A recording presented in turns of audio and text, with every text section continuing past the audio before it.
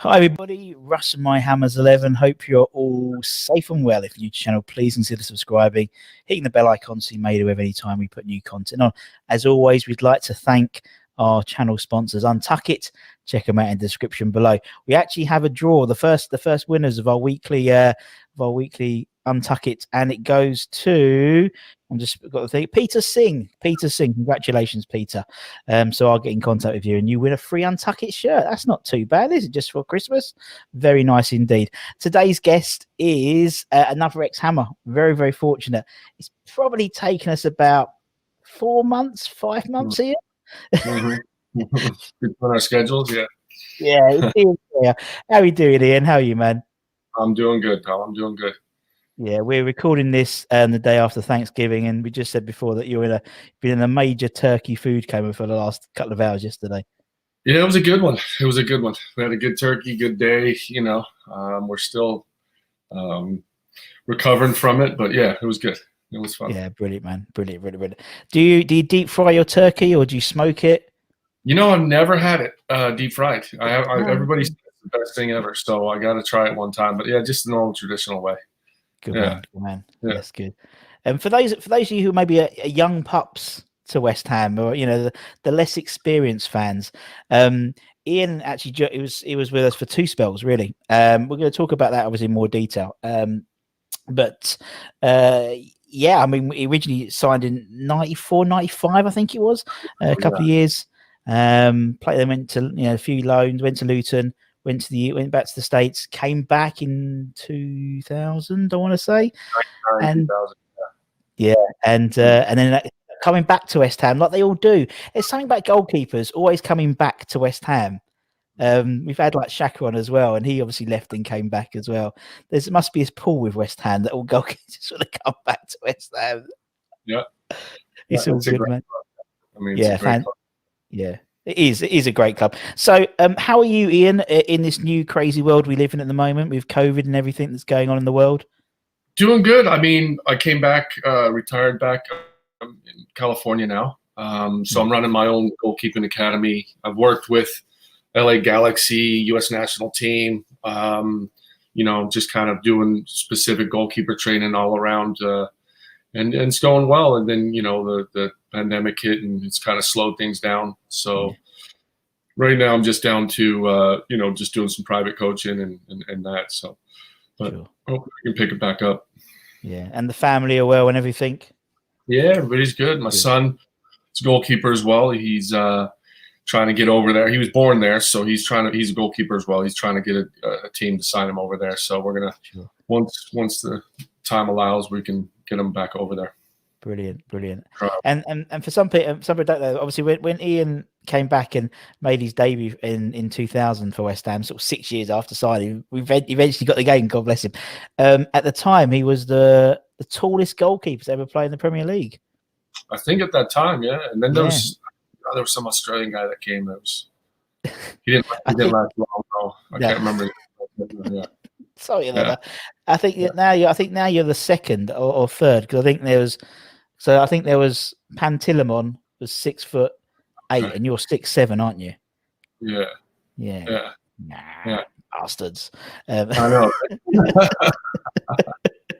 So if we went back to 94, Ian, obviously when we interview fans and players, the first question I always tend to ask is why West Ham? So I like to find out a bit more about sort of the transfer and sort of signing for West Ham. So obviously back at the 94-95 season, when you signed, what was the story behind you signing for West Ham, basically?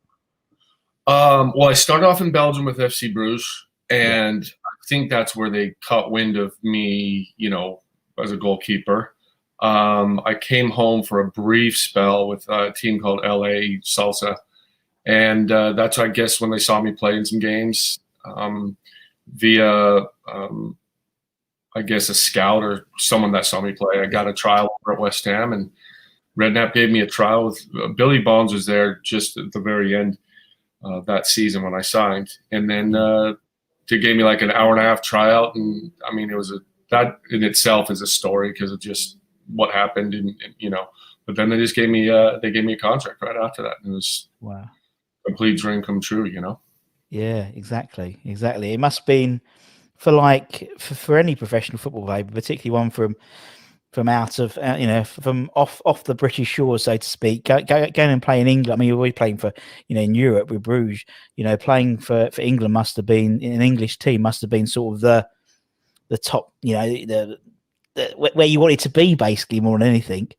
Well, the funny thing is, my dad is my mom's dad was born in London, Sure. and I never got to meet him. He died before I was even born. And what was crazy was my mom came to see a game, and they're singing "Forever Blowing Bubbles," and it was the first time my mom went to a West Ham game, and she was singing along. And then she's like, "How do I know these words?" And then it clicked. It was like that's what her dad, sung her like as a lullaby. No way. So it gives me chills because I mean I never met him, but yeah, he was definitely a West Ham fan. So which is kind of a crazy story, because she like, wait, my dad used to sing me this, and blah blah blah. So it was pretty cool. Yeah. Oh man, I love stuff like that, don't you? That sort of serendipitous thing, this connection. Oh, that's giving me the chills as well. Oh, yeah, when I do that song, yeah. Oh, actually, look, I've actually welled up a bit, Ian. Oh,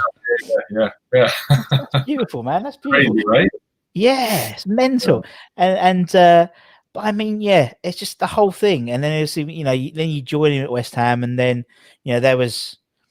I mean, it's fair to say that sort of period, there was a few characters in the dressing room at West Ham. Ooh, We've had quite a few of them. We've had quite a few of them on. Man, there was some. God, just almost threw the whole team. What a great! Just some fond memories. Ian Bishop, Julian Dix, all these guys, Kenny Brown. I mean, just those. I mean, legends.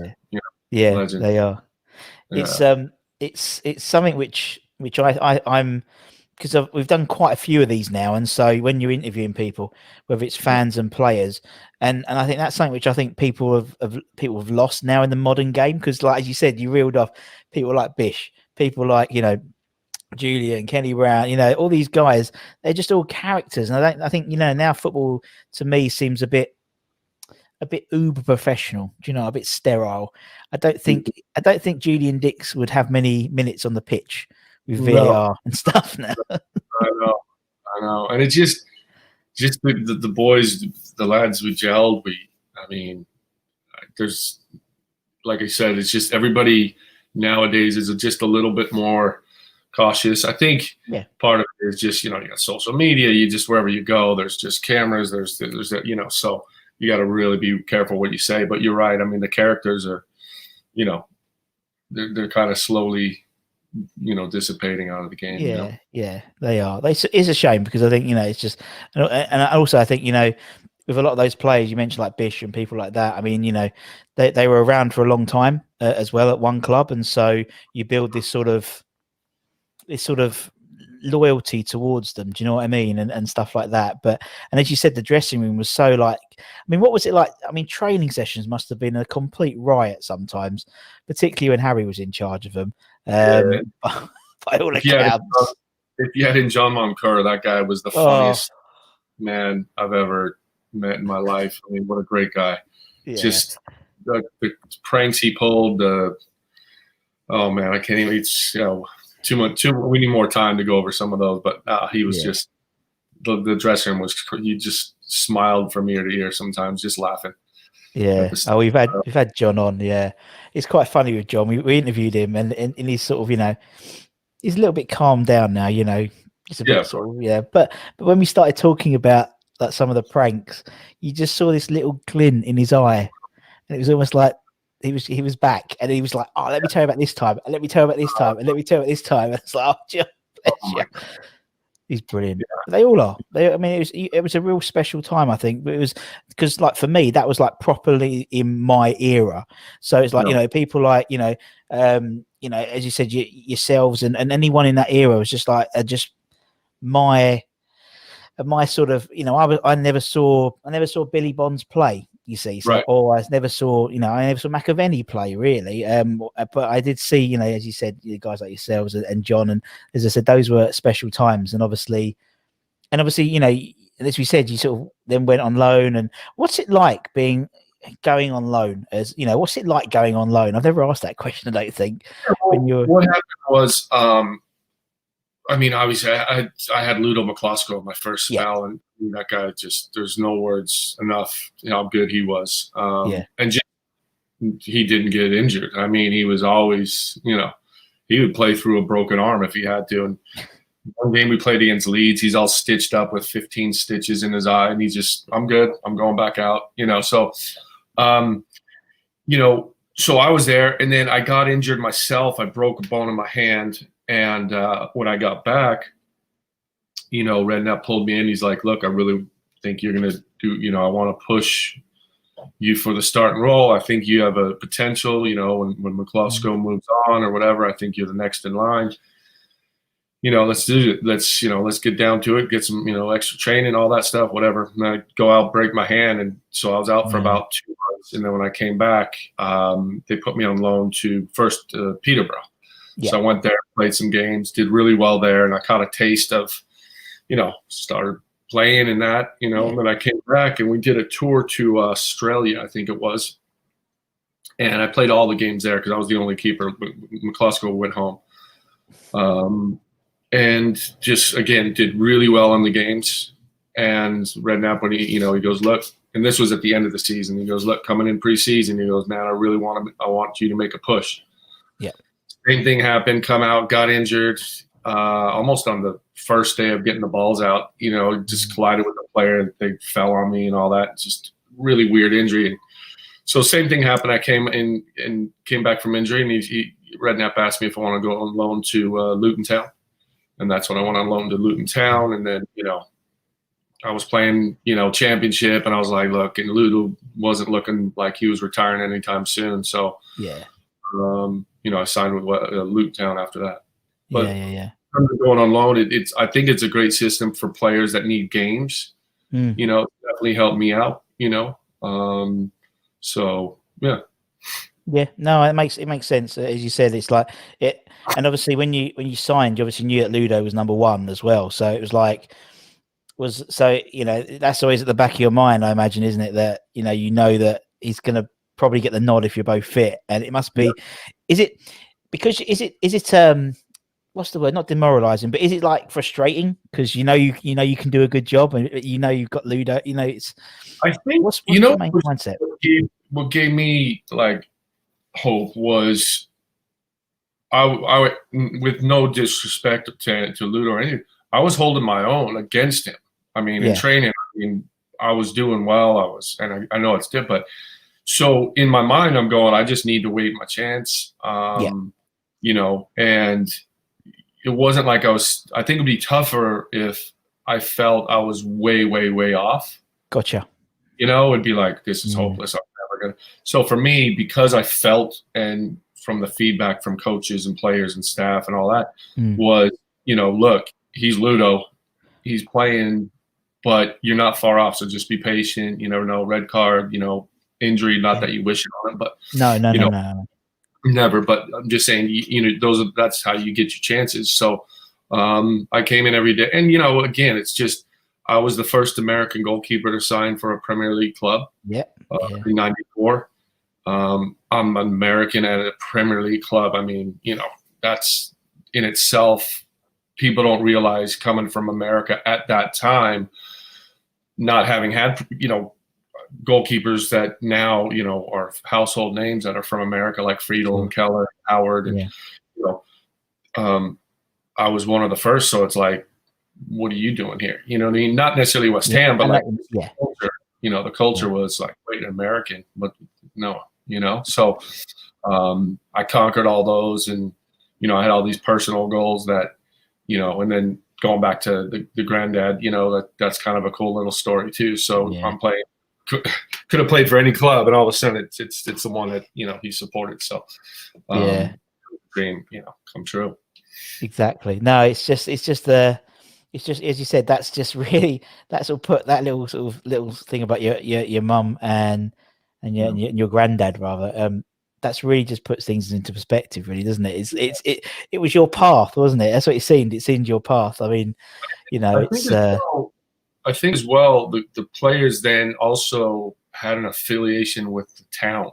Yeah. Like we would go to the local chippy and we would go to the local Chinese and curry house, and all that, and fans, and then they're all, so it was, and now it's just kind of a little different. Like some of the players, they don't know the local culture and the way the people are and how they live, and so not everywhere, but it definitely was. True.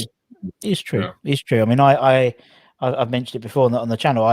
When I used to live in Loughton, God, everyone seemed to be living in Loughton. All the players seemed to be living in Loughton. I remember, Shaka would be doing his, or Samasi Abu.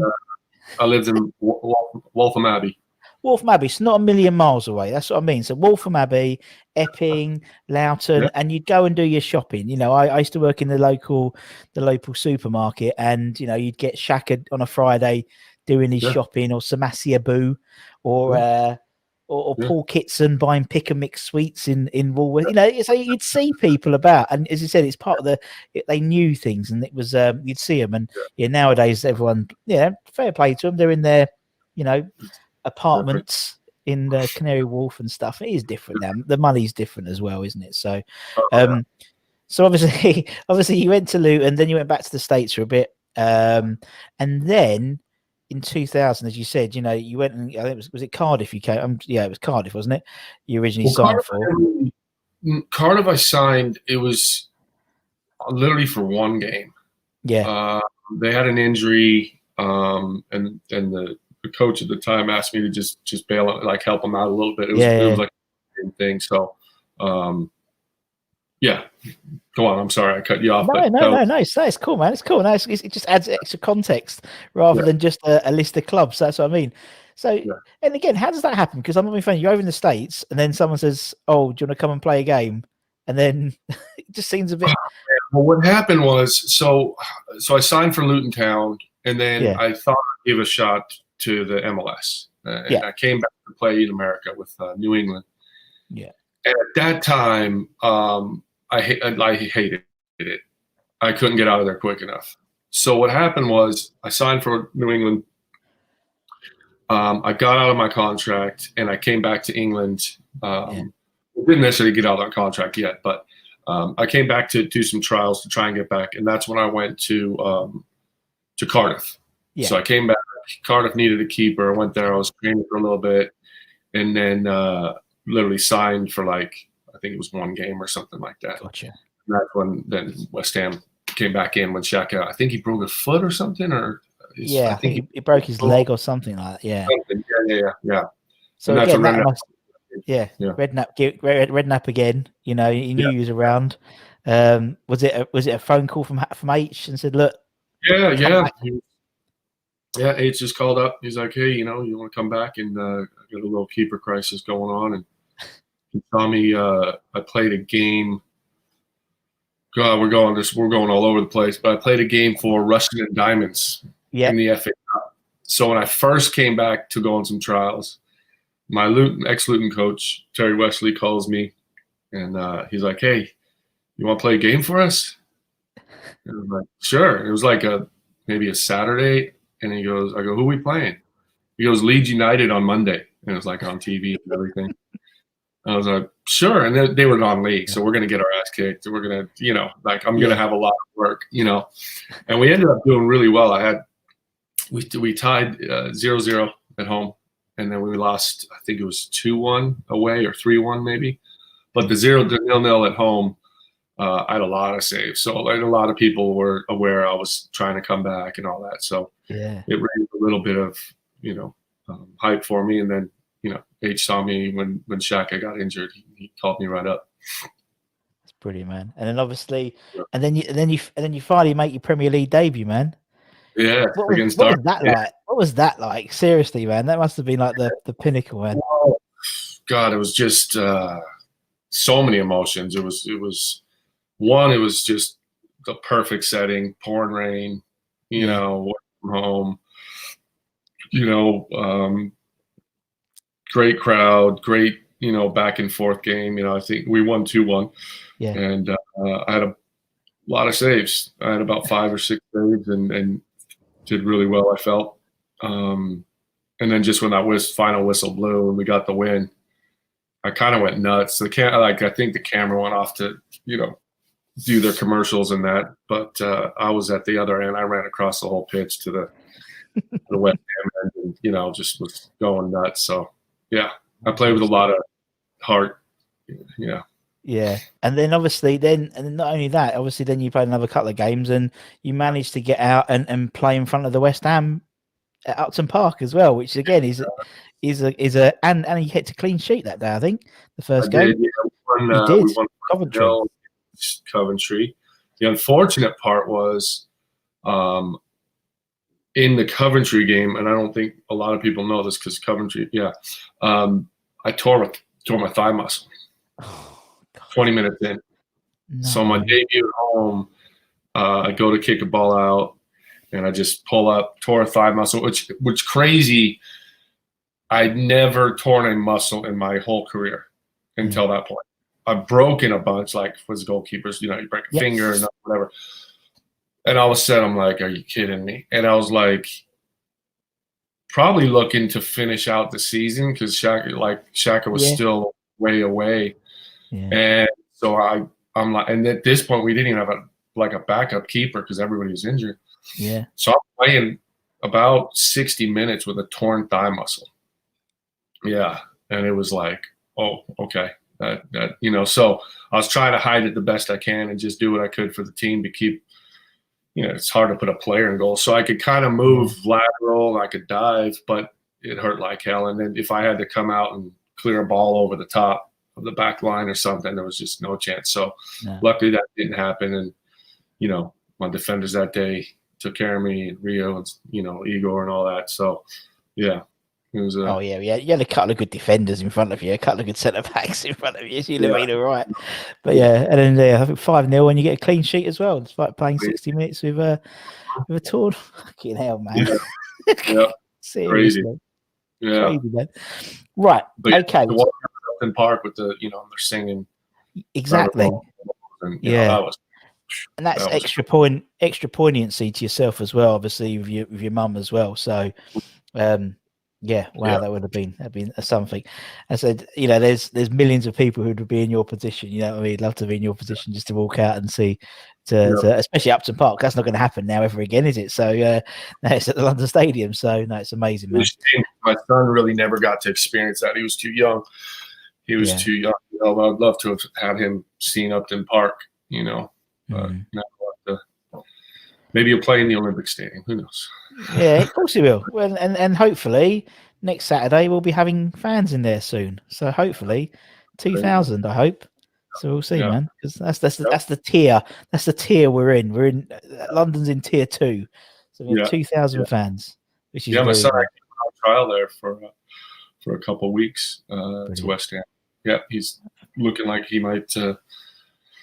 We'll see. Yeah, we'll see. But he was in the same dressing room as I was, wearing the West Ham kit and everything. So that was another nice little proud moment, Yeah. You're making me cry, Ian. You're making me cry. Yeah, it's lovely. It's very sweet. Oh, exactly. Exactly the same. Of course you are, man. Right. Okay. So what I was going to say was everyone we have on this channel, we do this thing called My Hammers 11. Now, I sprung a little extra bit on you because you'd already picked your 11. It was your time 11. And I said, it's actually with the play. It's actually you have to be with the players that you played with. So I apologize about that. So we're on the spot a little bit. I appreciate this. But I think you play with some really good players, so I'm pretty sure, So what we try and do is, keep it simple. We'll keep it 4-4-2 because it's quite easy. It's easier. Unless you want to do anything clever, you're more than happy to do a different formation if you wish. I'm not that great. I'm old school. You're a goalkeeper coach, isn't it? Exactly. Yeah. Exactly. Right. Okay. So we'll start off in goal then, and you can pick yourself if you want to get your appearances up, Ian. You're more than welcome to. I had myself on the bench and Ludo starting, so Ludo gets mine. Yeah. I'm gonna keep it. I'm gonna keep trying to get him out of the first team. Yeah. Can't be up, man. You're so funny. No, yeah. Top. Yeah. Ludo. And as you said, you must have. I imagine with goalkeepers as well. We've had other goalkeepers on. So we have Xhaka, we've had Jimmy Walker and people, and it's like the sort of that goalkeeper union, that special bond that you have is lovely. I think it's competition. Yeah, Shaka, Craig. I mean, all the guys I played, they're all awesome. What keepers? I mean, they were all just amazing keepers and great guys as well, you know. Yeah. But Ludo was just, man, that guy was invincible. Jeez. He was great. I love you. You're so funny. Right. Okay. So we'll go back 4. So we'll go left back. Ian, who would be your left back? I got to go with Dixie. Yeah. Julian. Yeah, he was that guy with a rock. Yeah, a ferocious man. Go up and down the run and smash people, smash penalty kicks in. You know. Yeah, and I imagine you did you practice penalties? Did you do penalties in training? Yeah, he would just smash them, and I'd try to just stand up and get hit with it. Sometimes we'd probably do it on purpose, trying to hit me. You know. Oh, bless him. Yeah. Oh, bless him. And obviously he's doing the things with Slav at West Brom, which is great. Good luck to him. Yeah, that's right. Yeah. Mm-hmm. And he just said he had a kid over the summer as well. Did he? Okay. It's like that's what you need, don't you? Some more sleepless nights. You know, 52, whoever he's blessing now. God bless. Yeah. Right. Okay. So we'll put Julian in left back. Let's go right back then, Ian. Who should we have on right back then? Now, do I have to technically have played in this? Can I name Zabaleta or no? Or are we cheating here? Let's. Okay. Who would you play with? Yeah, because otherwise people criticize me if I don't do it right, Ian, and that's it. And you know. Okay. Man, who would I put? Trying to think who was my right back. Let's play him. Let's have a look. I might need some help on this one. Yeah, I'm having a look now. I'm going to look at 94-95 season because that's when you sort of first. I know what you're saying. I'll be like, damn, okay. Right, okay. Let's have a look. Squad. And I can't. Tim Breaker. Oh yeah, Tim Breaker, Steve Potts. You had all them lot. Potts, yeah. Who do you want to put in? What's that? Who are you going to put in? Tim or? God, let's do Potsy. Yeah. Do Potsy. Yeah, we'll put Potsy in. Yeah, good old Potsy. Mr. Reliable. Mr. Reliable. Oh, there we go. Oh, mental, isn't he? He's just like, and what I like about Steve Potsy is he was just like so understated as a person. He's so like, you know, he's just like, I try and get him on this. He never wants to do this because he doesn't like doing interviews and stuff. And it's like, oh, come on, everyone would like listen to you. You're like, yeah, but no, he's a top bloke.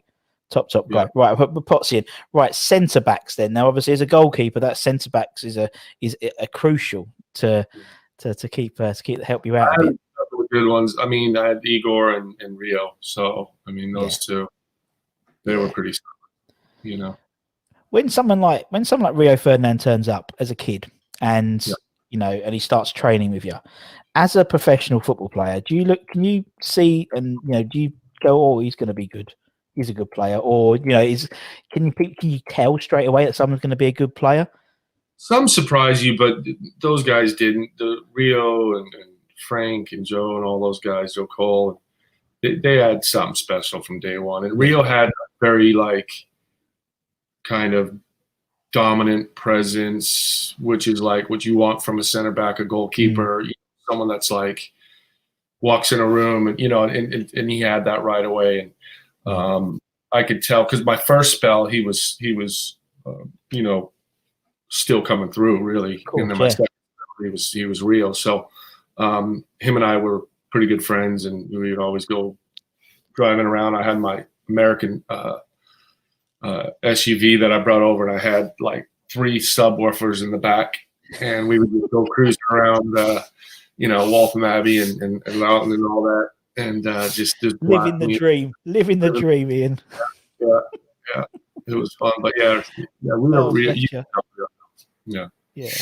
I can just imagine you like down on the Epping New Road, just going down, blasting it. What would you blast out? What music would you blast out, Ian? That's the question. It was hip hop. It would have been like, I mean, I listened to everything, but like back then, that was the age of just, you know, Wu-Tang Clan and all these guys. So yeah, brilliant. We've had the former tour manager of the Wu-Tang Clan on the channel. He's a big West Ham fan. Yeah, yes, yeah. Oh. Simon Green. He's top bloke. He is. He also does the DJing in the Heineken bar outside London Stadium. Simon Green. You wouldn't see it if you saw him on Facebook. You think this guy, but honestly, yeah. And he always wears a West Ham kit. He's got a West Ham Wu-Tang kit, and so yeah, he's top dude. Right. Okay. So we'll play that back for right midfield, left midfield, left wing. Carrick. Yep. Good old Carrick. Doesn't get enough credit, I don't think Michael Carrick does, for what he is as a player. He was just solid. I mean, most of the time he's more central, but yeah. He was solid. He did all the dirty work that didn't get, noticed, and but just steady Eddie, the guy. He was great. Yeah, and you're right. He's one of these players that when he leaves, you then realize the impact he makes as a player. Do you know what I mean? He's just in the team, but then when he's not, every team he's left, when he left West Ham, and left Spurs, when he left Man United, they never really replaced him. And he's top dude. Right, Mickey Carrick is in. Right, let's go right midfield then, the other side. I could put maybe I'll put Joe Cole out there. Yeah, let's put Joey out there. Good shout. Special player. Yeah. Very special player. Right, Joey Cole. I could imagine training with Joe, watching him do his little tricks. Must have been he's the guy that taught me just to stand up on a 1v1. Because he would come and like train in 1v1. He'd do some trick and I'd be on my ass, falling over, and he'd walk by me and tap it in, like just smiling. And finally it'd be 1v1. I just stood there. And I was like, he kicked out. I saved. I was like, oh, okay. All right. I'm not letting you fake me out and trick me and make me look like a fool anymore. Yeah. So he was he could play. Dude. Yeah, top dude. And I love the fact because obviously he's an analyst now in the UK. Well, one of the, like Rio is, they do the BT Sports stuff, and he's so on it. He's just such a good analyst, which you thought he would do because he's got a decent football brain on him as well. Right, okay, let's move into the middle of the park then. Who's going to be your central midfielder marshals in that midfield then, Ian? Oh, man. I had Trevor Brooking, but he didn't. That was quite before my time. But, yeah, he was a legend.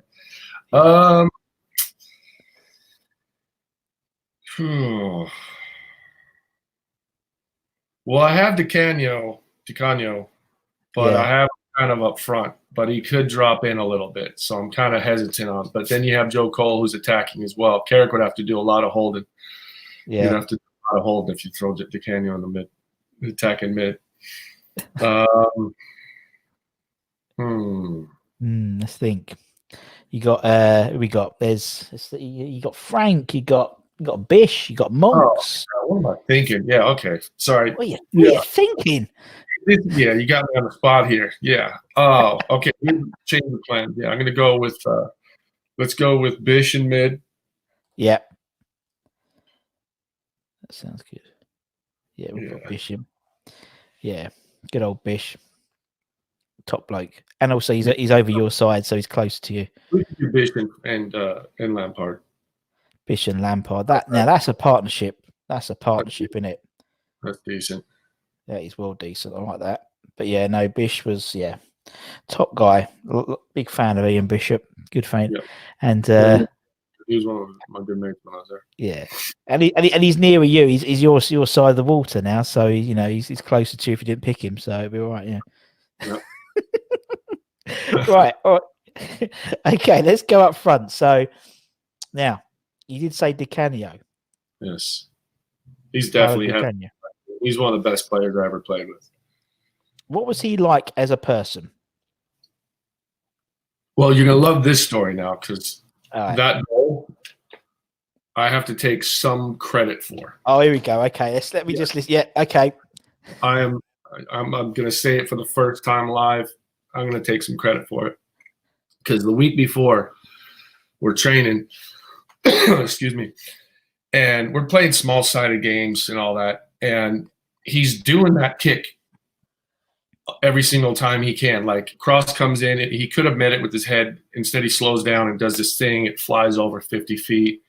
Keeps doing it. Redknapp's just going like, what the hell is he doing? After practice, it was the week before Wimbledon. After practice, Ian, get it, big man, or Nano Bastardo as he called me, little bastard, hitting goal, and he would have one of the younger lads, just hit crosses the whole time, just hit cross after cross after cross, and he's doing it. Hits 2 over, hits one on target right at me. I save it. Hits one, just hits the post or whatever. Barely made one all week. So every day after practice, he gets me out there on the pitch, and I'm doing like another 20, 30 minutes, which I was fine with. I loved doing extra training, and it's Di Canio. You do it. Yeah. Anyways, the game comes. Trevor Sinclair, I should have Trevor on my team too.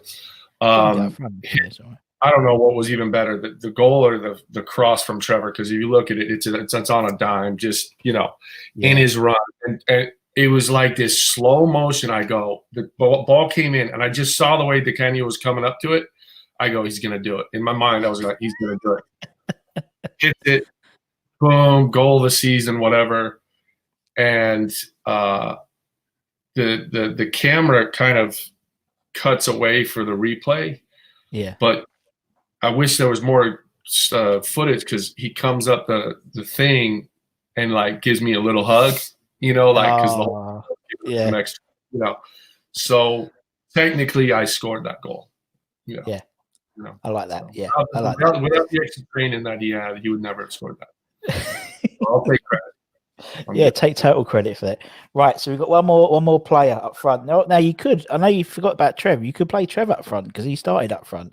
So it's up to you who you want to play as yours as the second striker to Di Canio, man. Just threw that curveball in there. I could even go with Tony Cotti. Go with TC. TC wasn't a bad little poacher. He was always good for some goals. You know what? Let me keep Sinclair in there. I like Trev. Tricky Trev him. Tricky Trev. And what's nice, Trev can drop a little in midfield. Joe Cole can come up front. So I got all this stuff going on. Oh, you've got it all going. It's all there. It's all here. It's all here, and I can see that. Yeah. But Joe Cole makes Trev tucks in. Carrots in. They can move into almost like 3. Yep, it's 3 in the central with Bish, and then Trevor could move out, and Joe could go on. So it's written itself. And you got Ludo and goal. And you got Ludo, and you're on the bench. And that's the famous plan B that everyone moans that David Moyes hasn't got at the moment. You've got it. Also, you've got your plan B in the head already. That's what I like, Ian. That's what I like, man. Yeah. Listen, man, it's been lovely chatting to you. I really appreciate your time, particularly because it's so bloody early over there, and also you're probably still full up from your turkey dinners and your pumpkin pie. So thank you so much, man. I really, really appreciate it. And obviously, thank you to everyone for watching as well. Like, share, subscribe. And until next time, for myself and from Ian, take care, everyone. Stay safe. Wash those hands. Come on, you irons. And we'll see you again very, very soon. Take care, everyone. Much love.